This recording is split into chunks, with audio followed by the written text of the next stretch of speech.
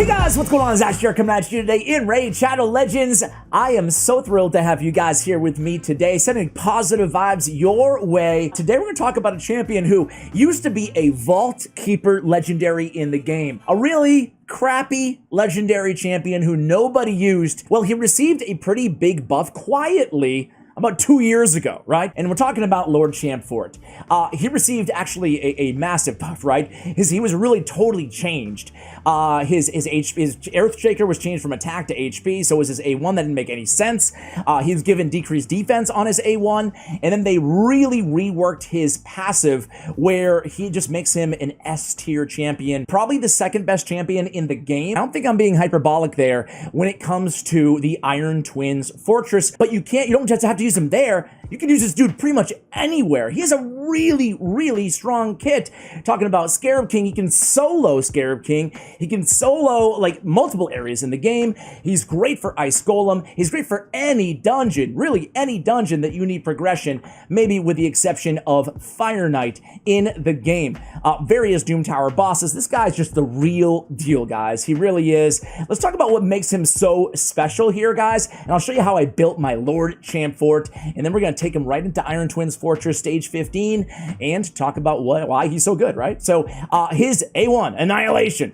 Attacks one enemy, has a 45% chance to place a decreased defense for 2 turns. Great to have on the A1. On the A2, an AoE 3-turn cooldown, decrease accuracy, and decrease attack. What are the 2 most important or 3 most important debuffs to have on the Iron Twins? Decrease accuracy, decrease attack, and decrease speed. He's got it all, baby.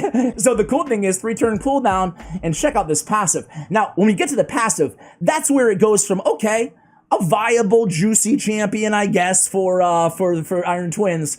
But when you look at this passive and his aura, you're going to be like, dude, Ash was right, man. Take him out of the vault, man. At the start of each turn, places a shield buff on this champion equal to 20% of their max HP for 2 turns. Happens at the start of each turn. Will place a 15% decreased speed debuff for 1 turn on whichever enemy attacks this champion. That's a decreased speed all the time. It's the weak version of decreased speed, but who cares? All you need is decreased speed on the Iron Twins. That is fantastic. So he's bringing decreased accuracy, decreased attack, and decreased speed. That's fantastic. How many times am I going to say that's fantastic? Aura, increase ally HP in dungeons by 50%? 50%? I mean, this is insane. And obviously Iron Twins is a dungeon. 50% HP aura. Okay, Lord Champfort, now we're talking here, man.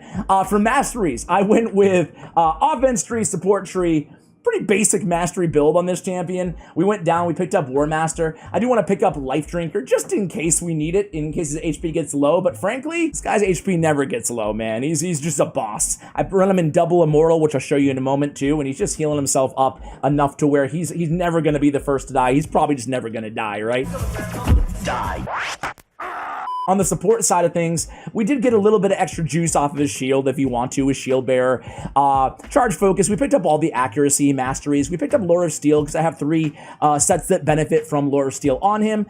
And of course, Master Hexer to extend the duration of that decreased speed, decreased accuracy, and decreased attack. Gonna be a must-have for everybody grabbing Master Hexer. And hey, I would say grab Sniper while you're at it. That will bring it from 45% chance to a 50% chance to land that decreased defense off of his A1. You can also go, if you don't need the extra damage from War Master, nothing wrong with going defense tree and coming down and grabbing Retribution as well. He will counterattack and land that decreased defense a little bit more often. So this is the build that I prefer because I want a little bit extra damage out of this champion. In terms of stat priorities, HP, speed, accuracy. HP or speed, HP accuracy or accuracy, doesn't matter. The A1, A2, and A3, right? All of these are incredibly important on this champion. I want to build him as fast as I can because I want to have that decreased attack, decreased accuracy on him as often, or on the boss, as often as possible. Speed is so important in this game. It's crazy to say, but I think that speed, and why is my hat like coming off my head? You'll never see me again. Speed is underrated. Is that crazy to say? Everybody knows that speed is so important in this game, but so often when I look at other people's accounts, Their champions just aren't fast enough. They're keeping too many artifacts that don't have speed substats. You should be looking for speed substats on almost all artifacts. You know, obviously there's exceptions to every rule, and if it's a great artifact, it's a great artifact. Even if it doesn't have speed on it, sometimes you don't need it. Sometimes you don't need every champion fast. But generally speaking, speed is so important. So I would like to have them even faster than 230. Maybe 240 to maybe 250, 260, but 230 gets the job done. For stage 15, I'm aiming for 230 as a minimum, okay? But of course, scale that down depending on where you are in Iron Twins. I built him with 105% crit rate. 143, so he's crit capped there, which is great to have, but it's not necessary, it's not mandatory. You can also build him with more resist if you want to. There's some flexibility in a build like this. I have 2,800 on the defense, which is a little low, but he's has great survivability because of the Immortal and all that HP on him. You can also run him in a regen set if you want to. Perception sets work great on this champion. Immortal is great. You get the extra HP, get the heal 6% every turn. I ran with 1 perception as well, get a little extra speed, and of course the accuracy. Accuracy, we do have it at 380 right now. I'm really aiming for like 400 plus accuracy for stage 15, so it's a high threshold to get to. Because of that, you're probably going to want to run an accuracy banner on this champion, no matter who you are. I guess if you're end game, you can go ahead and get away with defense or HP on that banner as well. I have crit damage on the amulet, but again, I want to stress here, I only have this crit damage because of the double roll and accuracy and that amazing glyph on it as well. I stole this from some other champion that I don't use. And the reason is because I would probably go, if I had better accuracy, or if I had an additional amulet with this much accuracy, I'd probably run that instead if it was defense or HP, just more survivability. But as I said, this guy's not dying, so we're good either way. So I have HP on the ring as well. I do have HP percentage on the gauntlet. I have defense percentage on the chest, and I have speed, obviously, on the boots. And you'll see, again here, in terms of substats, went for a little bit of crit rate to make sure that he's dealing a little bit of damage too, but again, not necessary. Most of our damage is going to be coming from Geomancer in the team that I have for you guys. But again, man, just speed, crit rate, accuracy. Delusion. Where's that accuracy, Ash? Where is it, bro? I guess I got most of accuracy from the banner and from the perception set.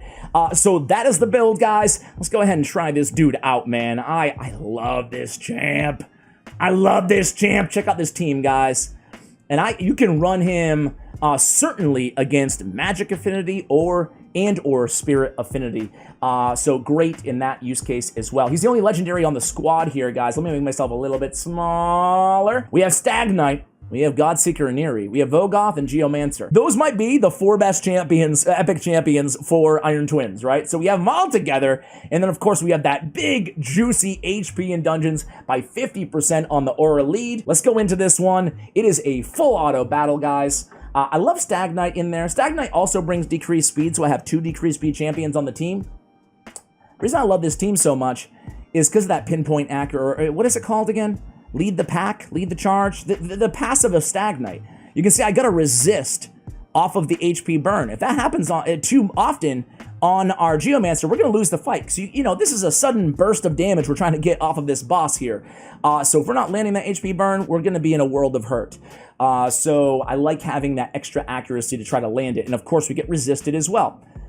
The crazy thing is, guys, is Geomancer is Force Affinity going into Spirit Affinity. He's not going to usually get resisted like this. He has 500 accuracy, and he's being resisted.